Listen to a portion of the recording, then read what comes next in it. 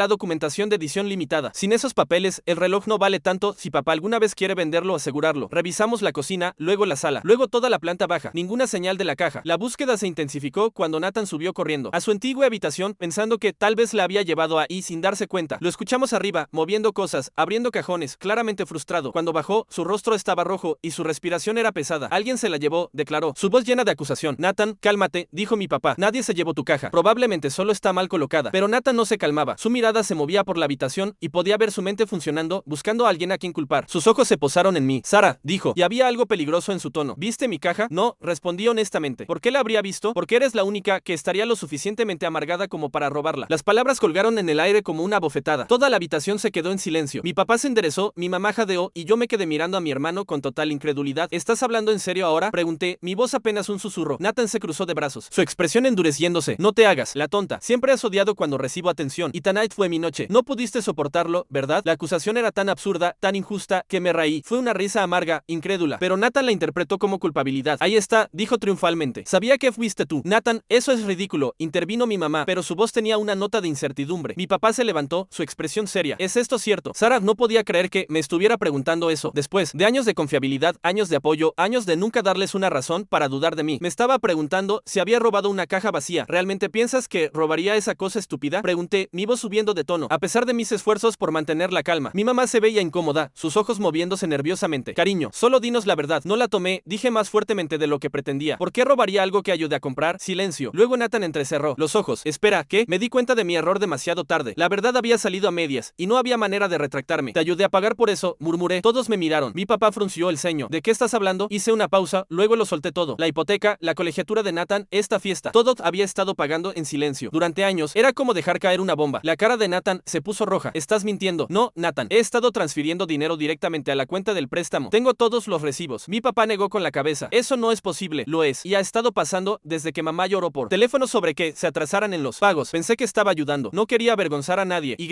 entonces cambió. Nathan se acercó furioso y me empujó. No fue un empujón suave. Fue un empujón duro y agresivo que me hizo tropezar hacia atrás contra la pared. Mi mamá gritó. Mi papá lo apartó, pero no antes de que Nathan gritara. ¿Te crees mejor que nosotros? ¿Crees que el dinero te da la razón? Eres patética. Luego vino el golpe. Me abofeteó. Palma abierta contra la mejilla. Me zumbaron los oídos. Todos se quedaron inmóviles. Mi papá no le gritó. Ni siquiera se veía sorprendido. Solo dijo, bueno, tal vez necesitabas que te pusieran en tu lugar. De eso rompió algo en mí. En ese momento, me di cuenta de que nunca iba a ser suficiente. No para ellos. No importaba lo que diera. No importaba cuánto sacrificara. Siempre sería la forastera en mi propia familia. Así que hice algo que me sorprendió incluso a mí. Me levanté, me limpié la cara. Miré directamente a mi papá, luego a mi hermano. Y dije, está bien. ¿Quieren que me vaya? Me voy. Me volví hacia mi mamá. Te las arreglarás con la hipoteca el próximo mes. Está en mora sin mi ayuda. Ella jadeó. Nathan, buena suerte registrándote para las clases de primavera. No te dejan inscribir sin el saldo de colegiatura al corriente. Parpadeó. Luego salí, silenciosa, calmada. Empaqué en mi apartamento esa noche, los bloqueé a todos, cambié mi número. Llamé al banco y cancelé cada pago automático. Llamé a la universidad y removí mi nombre de las formas de apoyo de colegiatura. Los siguientes días fueron tranquilos, demasiado tranquilos, pero la caída libre sabía que venía y llegó más rápido de lo que esperaba. La primera señal de que el silencio se había roto llegó 3 días después. Era un número bloqueado, luego otro y otro. No contesté, pero los mensajes de voz se acumularon. Mamá llorando, papá gritando, Nathan chillando. Estaban frenéticos. Su mundo se estaba desmoronando. Aparentemente, la compañía hipotecaria había llamado. El pago había rebotado 2 veces. Luego llegó la carta de ejecución hipotecaria. El mismo día, el portal universitario de Nathan lo bloqueó. Colegiatura impaga marcada. Inscripción congelada. Y fue entonces cuando se dieron cuenta de que no estaba bromeando. No solo querían hablar, me necesitaban. No estaban arrepentidos. Estaban desesperados. Me quedé callada por primera vez en mi vida. No corría a arreglarlo. En cambio, fui a trabajar, mantuve la cabeza baja y comencé a descubrir quién era fuera de ser su salvavidas. Fue extraño, vacío al principio, pero lentamente se sintió como respirar por primera vez. Luego llegó la carta, escrita a mano, sin remitente, pero la caligrafía era inconfundible. De mamá, casi la tiré, pero ganó la curiosidad. Adentro había una tarjeta doblada con flores en el frente. Una nota larga en cursiva cuidadosa. Querida Sara, lo siento, no sabía que tan profundo se había vuelto todo. Solo pensé que te estaba yendo bien y podías ayudar. Nunca quise empujarte tan lejos. Por favor, habla con nosotros. Tu padre está enojado, pero sé que te extraña. Nathan, bueno, él está lidiando con mucho. Estamos a punto de perder la casa. No sé qué hacer. Con amor, mamá. No había disculpa por la bofetada. No mencionaba cómo dudaron de mí, solo una súplica para salvarlos nuevamente. No respondí. Y entonces, alrededor de una semana después, pasó algo que cambió todo. Estaba regresando de una reunión cuando vi a alguien esperando afuera del edificio de mi oficina. Nathan se veía terrible, pálido, cansado, más delgado de lo usual. Tenía esta energía ansiosa, como un perro que había sido pateado demasiadas veces, pero aún quería que lo acariciaran. Me quedé helada. Mi primer instinto fue dar vuelta y caminar en la dirección opuesta, pero me vio. Sara, por favor, me detuve, pero no me acerqué. ¿Por qué estás aquí? Necesito hablar contigo, punto. Para eso están los teléfonos. Me bloqueaste. Exactamente. Miró alrededor, luego dio un paso más cerca. Puedo solo. 5 minutos, por favor. Suspiré contra cada instinto que me gritaba que lo dejara parado ahí. Asentí una vez. Nos sentamos afuera en una mesa de la plaza. Ni siquiera me miró a los ojos. El reloj comenzó. Levanté una ceja. ¿Te refieres al que me acusaste de robar? Asintió lentamente. Lo encontré. Estaba atascado detrás del sofá. Debe haberse deslizado cuando lo estaba presumiendo. Nunca ni siquiera me disculpé. No lo hiciste, dije en voz baja. Tragó con dificultad. Entré en pánico. Y tú estabas ahí. Fue más fácil culparte. No dije nada. La regué, continuó. Mamá y papá se están desmoronando. La hipoteca está 3 meses atrasada. La universidad me expulsó. Papá está tan enojado que apenas le habla a nadie. Mamá llora todas las noches. Bajé la voz.